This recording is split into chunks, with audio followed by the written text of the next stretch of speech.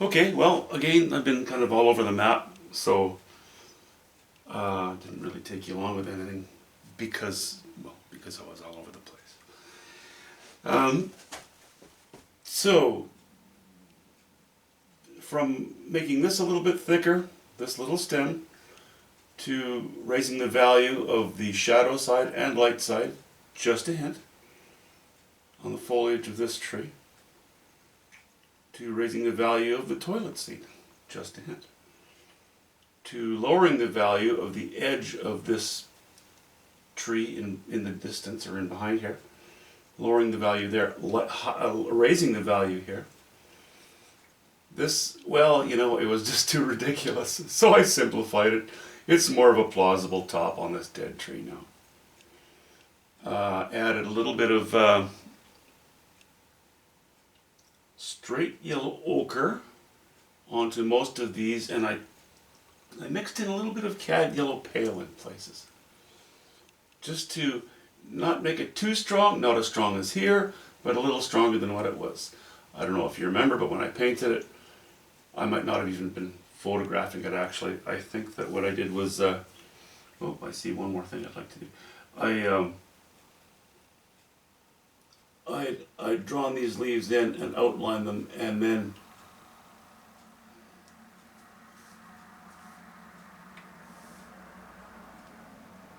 outlined them, then painted them in. So it was kind of wet-ish. I outlined them, and then, that's right, used a little bit of darker paint to fill them in, and then went over with the lighter ones. They needed a little more sparkle to them. So I've done that. Yes, it's towards the edge of the painting. That's okay. I think it, that could, the rest of it can easily survive that. That's pretty loose. What else well, I guess I finished this tree trunk. A little darker down below.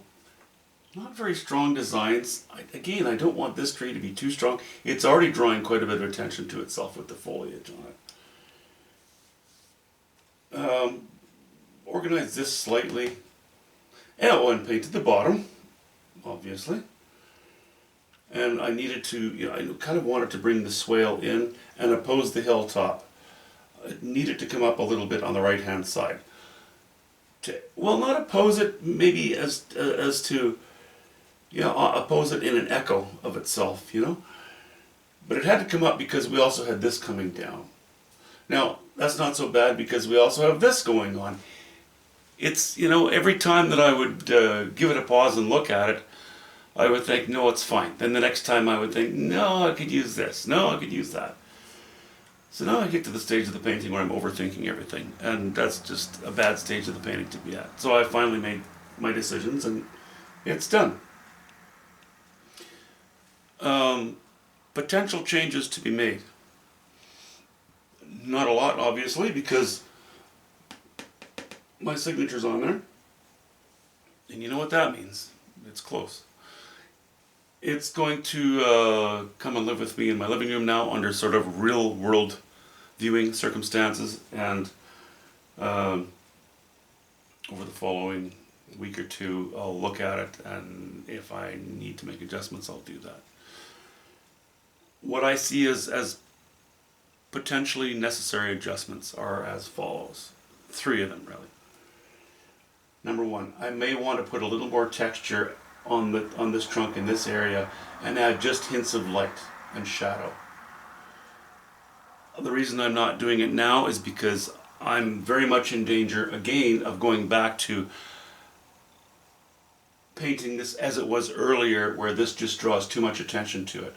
I don't want that. This is where the attention is supposed to be, right? So I'm holding off on that. But it is a possibility that I do that. Just a few brush strokes. The other one is punching into these bushes in the background a little bit, making them a little softer, maybe going from these hues into more of these hues, so they're more closely matched to the sky. Or maybe just taking a few strokes of these colors and breaking the bush up a bit. That would be it. Again, just a few strokes. The other one is the possibility of this being a visual whole.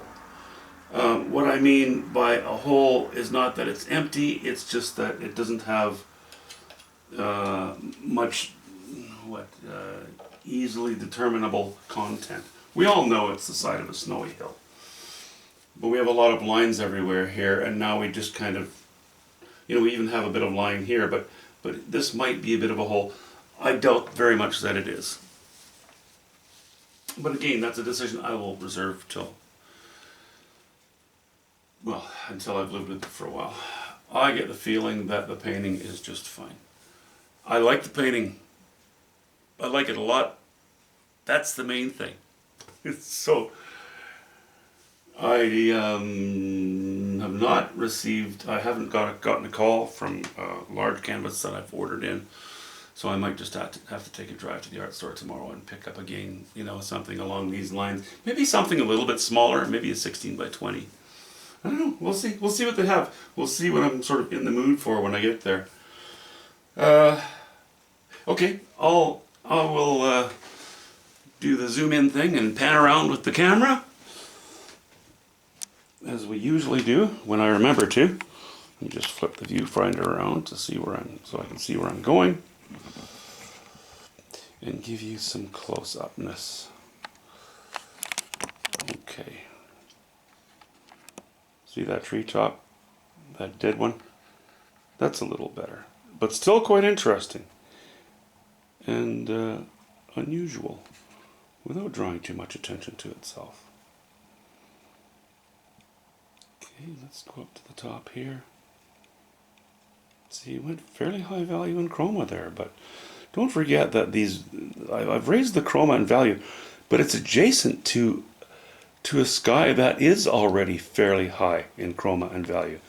So they don't pop so much. It's the popping effect. It's the drama that you don't want on the edge of the canvas. You can go with very intense colors on the edge of a canvas, as long as they're not sitting against something that's very dark in value or something that's very blasé, because then it'll pop. You don't want popping around the canvas, around the edges.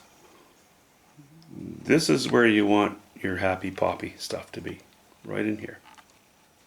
So I also, as you can see, laid in almost straight titanium white, but there is a hint of yellow ochre. Just a few strokes, just on the tips of some of these bits of snow that are sitting there.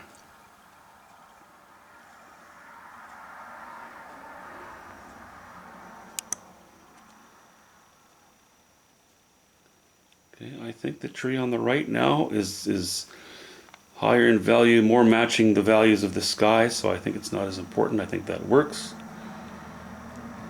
And our tree, I've just gone to cobalt blue and raw umber at the base of it, dark. And if it's a poplar or an aspen or something like that, well, that's pretty true to their nature anyway. And then behind it is all along this bottom streak is a combination of ultramarine blue, hints of alizarin crimson, some raw umber and yellow ochre, and white. And I think that that design on the bottom helps to qualify things. We know that in general it's in the shade. I'm a little concerned about this rocket ship going up, but that might not be a problem. I might be fixating, and now that I pointed it out to you, please don't fixate. But that might be the case. Anyway, that is it for now, guys. Time to get going on a new one. Talk to you soon.